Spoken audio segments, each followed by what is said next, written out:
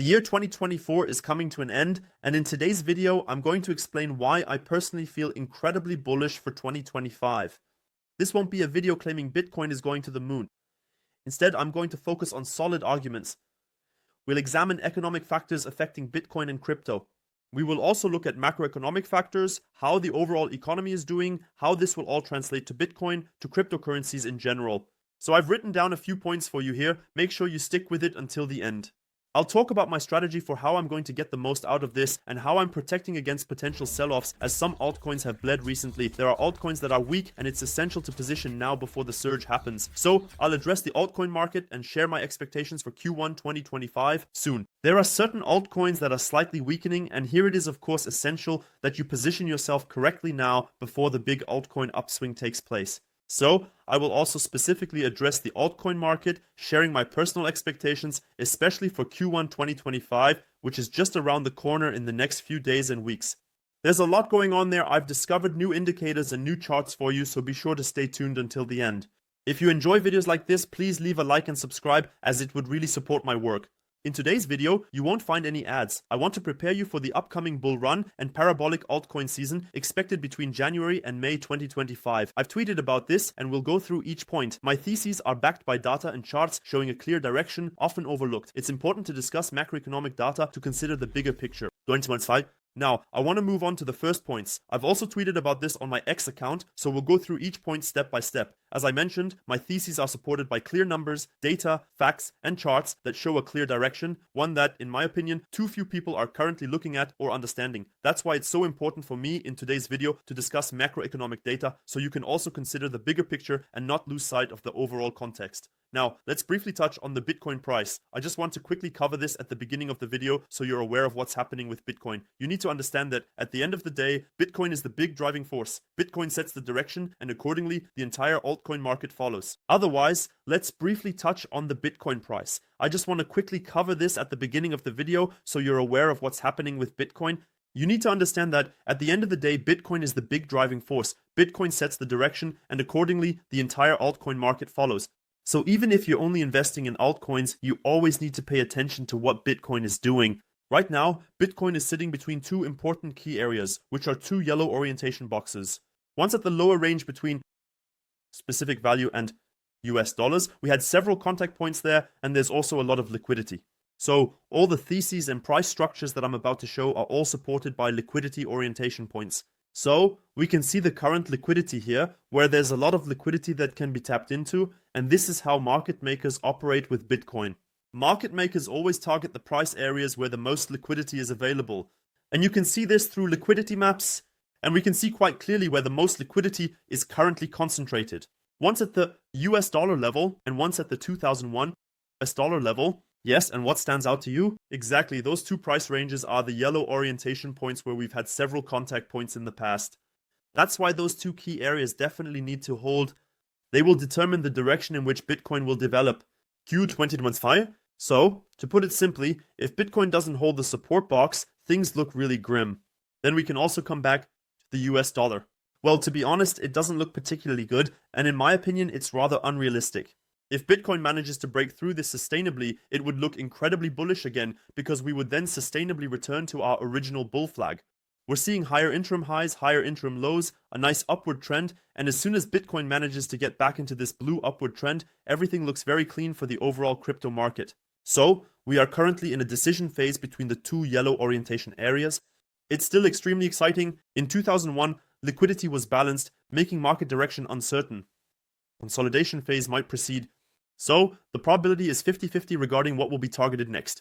It could also be that we come back once more, yes, and go up again. It could be a typical consolidation phase before Bitcoin continues to rise. In my opinion, however, the probability is higher that we will break out upwards. So much for that. Now let's talk a bit more generally about the market. Here we can see quite nicely that the greed has actually been taken out of the market. And at the end of the day, it's always a tug of war between fear and greed. And of course, the new investors, especially newcomers to the market who have just invested in crypto because Bitcoin has crossed a certain threshold. those investors who don't have much market experience will be particularly washed out in such market phases when extreme greed is taken out of the market. There's always a liquidity shift from inexperienced investors to experienced investors, and you have to be extremely careful not to panic and ask yourselves, is the bull run over? Should I sell my altcoins? Because then you are exactly the investors who will sell their altcoins cheaply to smart, intelligent, experienced investors who are now filling their bags at a low price to sell back to you later at a higher price. So it's always a tug of war, and we can see quite well that the euphoria has been taken out of the market, which is usually a very good foundation, a very good starting point to reach higher highs again. So at the moment, we have a value of 63, which is completely within range. And back during the upswing starting from November 5th, we were sometimes in the areas of 84 to 88, which is already quite high in terms of greed, but that has cooled down nicely again. And that's how the market is. We have short overheating phases, the market cools down, then it overheats again, and it's always a tug of war. You must not let yourselves get psychologically or emotionally worked up about it. So much for that. Now let's move on to the next points about why I am very bullish, among other reasons. Now it's going to get a bit more complicated, especially for viewers who may not know much about macroeconomics, but I will try to explain it as simply as possible so that you understand the big picture. We must not look at Bitcoin and crypto in isolation, because at the end of the day, if the stock markets are bleeding and if the global economy and the US economy are not doing well, there is no healthy foundation for a bull run in the crypto market. So the overarching picture has to be right for liquidity to seep into the crypto market, into Bitcoin, and then later into our altcoins. That's why I'm also optimistic from a macroeconomic perspective, because we saw the last FOMC meeting, the last central bank meeting on December 17th. In 2024, everyone panicked because the market had different expectations compared to what was later discussed in the FOMC meeting by Jerome Powell, and that was simply the difference. So, the difference between what the market expected and what was later announced in the FOMC meeting was as follows. Jerome Powell announced that there won't be many interest rate cuts in 2025, meaning that the key interest rates won't be cut overnight. So, you can see it here again represented in the chart, specifically in the overall history of the federal funds effective rate, which is basically the general effective interest rate set by the Federal Reserve. Here it is shown historically, and the market expected that, similar to back then, especially in 1974 or during the previous interest rate cuts in the early years, everything would happen overnight. So, the key interest rates, which are still relatively high, won't be cut overnight. That we saw a double top directly in January, another double top, and the whole thing was just a bit slowed down, a bit eased in the last FOMC meeting. That's why the overall market was disappointed, and that's why we saw the sell-off in Bitcoin and in the traditional financial markets. But as I mentioned, from a macroeconomic perspective, it is still very bullish, simply because slow interest rate cuts by the Fed promote a stable market environment. A recession is delayed by cautious Fed policy because what we have now as a scenario is 2021. It's extremely bullish in the long term because the risk of a global recession is minimized in the long run. We don't have to worry about slipping into a global recession. The bull run won't just be cancelled overnight simply because the fundamentals are looking better, as we will be getting slow rate cuts here. We can also see it represented here in the chart. Anyone can verify this at home. Historically, every time, like in 1974 or 1981, back in 1969 or here in 1989, whenever the key interest rates were cut rapidly and drastically overnight, in a very short time, we have always seen a global recession. It was a logical conclusion that a global recession would occur simply because the overall market environment reacts in panic. The entire market understands that if interest rates are cut quickly, it means the economy is in bad shape, as fresh liquidity needs to flow into the markets relatively quickly. But if we have a market environment similar to what we had back in 1995, that's a relatively good example, data over a long period. This is actually exactly the scenario I expect for 2025, 2026, where the interest rates will be slowly but surely cut, perhaps also followed by phases where not much happens, where there won't be any new rate cuts. But this is the best market environment you can have, as the risk of a global recession is minimized, and still, a bull run can unfold in such a market phase. So, it's really important to understand that a bull run can still happen here, even if interest rates aren't exactly at zero. And I definitely prefer a scenario where it happens slowly but surely. That's why I was quite happy that the FOMC meeting turned out exactly that way. Yes, in the short term it may have been bearish, in the short term it was a slap in the face for the overall market because expectations were different, but in the long term it is much better because we can build on a much healthier foundation. So it's really important to me that you understand the overall context, that you don't get swept up by other YouTubers or news outlets that have suddenly turned very bearish due to the current sell-offs, as some people have naturally been put into a bit of a panic. But in my opinion, this is the best thing that could have ever happened long term for the bull run. And now we transition to the next point, which is the return of the money printers from a monetary policy perspective. Quantitative easing is inevitable to solve the US debt problem. Now we can talk about the chart. Here we see the US balance sheet, which determines whether assets are being sold or bought. If assets are being sold, it's generally not a good sign because global liquidity gets restricted. Overall, liquidity is being taken away from the markets, and when assets are bought up, that's when the money printers really kick in. So that's exactly the phase we're all talking about when the money printers are really turned on. Overall, liquidity is being taken away from the markets, and when assets are bought up, that's when the money printers really kick in. So that's exactly the phase we're all talking about when the money printers really get going. And this is exactly the same scenario that we had back then in 2020-21 during Corona times. And here too, in this case, we had what is known as quantitative easing, or QE for short. And I can well imagine that it will happen here again, January, February, March, April. In 2024, we will see the pivot, which is referred to as 2001, where the shift back to quantitative easing occurs and the money printers are turned on again. Then you might be wondering, hey Vincent, how do you know that the pivot will even happen in Q 2025 or that there will be a pivot at all in 2025? And once again, numbers, data, facts, and especially historical data speak for themselves. In fact, we had in one of the last FOMC meetings in May, in 2024, we already received a strong indication from the Fed that this pivot will happen soon. In this FOMC report, it was announced that the pace of sales will generally be reduced from 16 trillion to 25 billion per month in treasury securities. So we're going a bit deeper now, but what I want to make clear is that historically, as soon as the announcement comes that there has been a reduction in sales in the market, usually 5 to 8 months later, in 2001, we see the ultimate pivot in the market, and we will likely see that pivot in Q 2025. You can roughly calculate that for May 2024, 5 to 8 months later. That's why the chances and the probability look very, very, very good. And this would perfectly coincide with Trump's inauguration, which would again put Trump in a better light. Because then the scenario would be that as soon as Trump takes office as president, the money printers will be turned back on, and the entire stock markets, the traditional markets, will be pumped up endlessly, which would again cast him in a favorable light. So this is definitely very, very crucial in the next FOMC meeting on the 29th January, and on the 19th of March, 2025, those are the next two most important FOMC meetings because I can well imagine that the money printers will come back and generally QE, which stands for quantitative easing in English. If you don't understand it, just look it up or ask ChatGPT. And in my opinion, it will happen in Q 2025.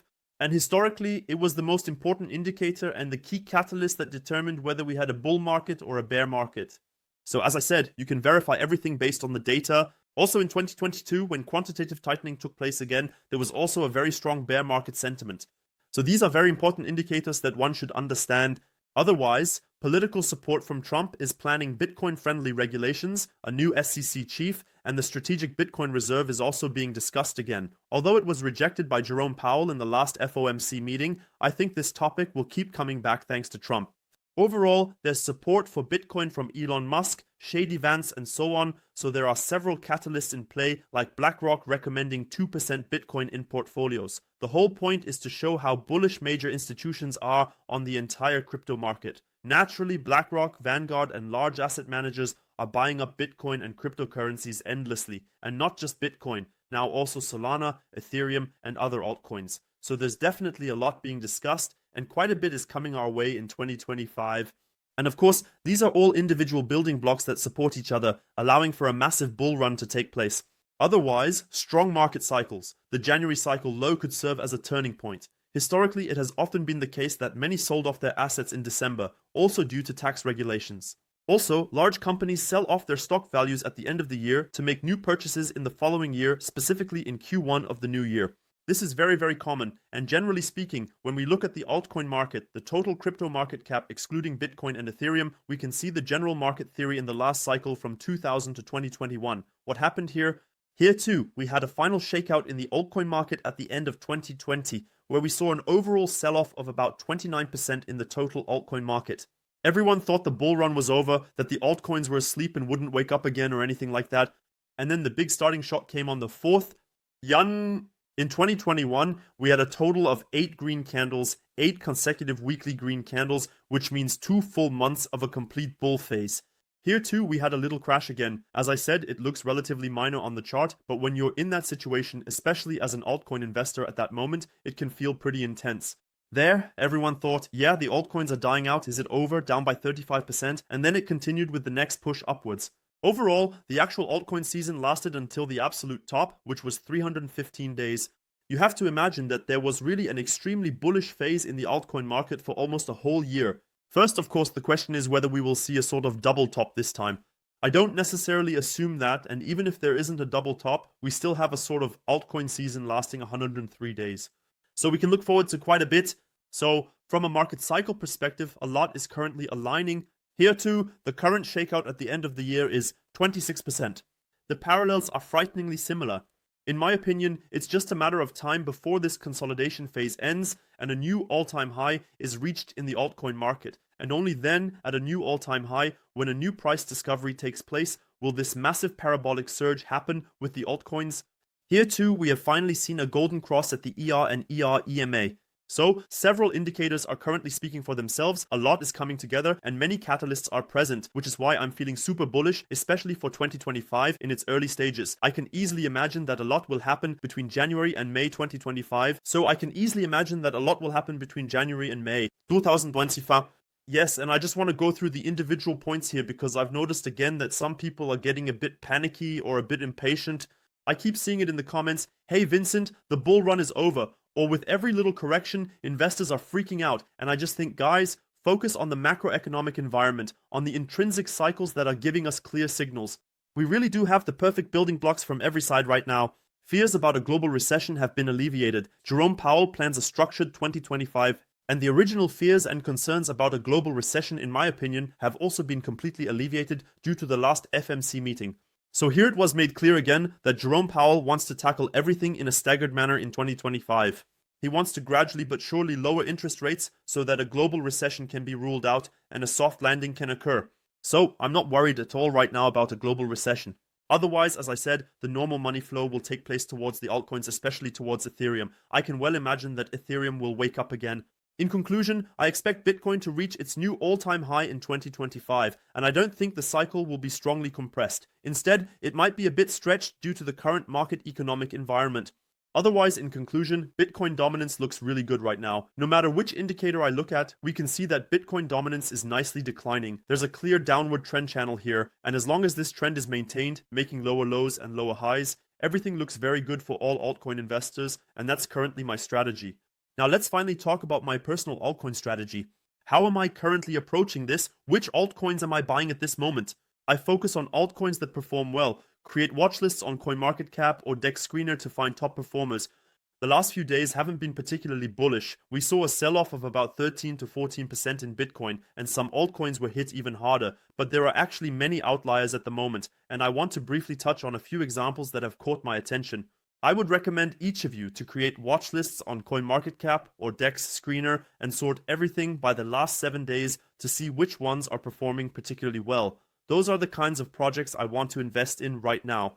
Right now, things like Virtual Protocol or Paul AI are prime examples. When I see that new all-time highs are being reached by certain altcoin projects like Virtual Protocol, I can easily imagine that similar projects in the same industry, anything related to agents, will also perform very well. Also, something like Mofre, which I introduced on my YouTube channel, is also performing extremely well. Yes, beautiful constellation phase, close to the top. I can well imagine that slowly but surely a new breakout will take place here. Something like OpenSurf is also holding up really well. We can take a look at that too.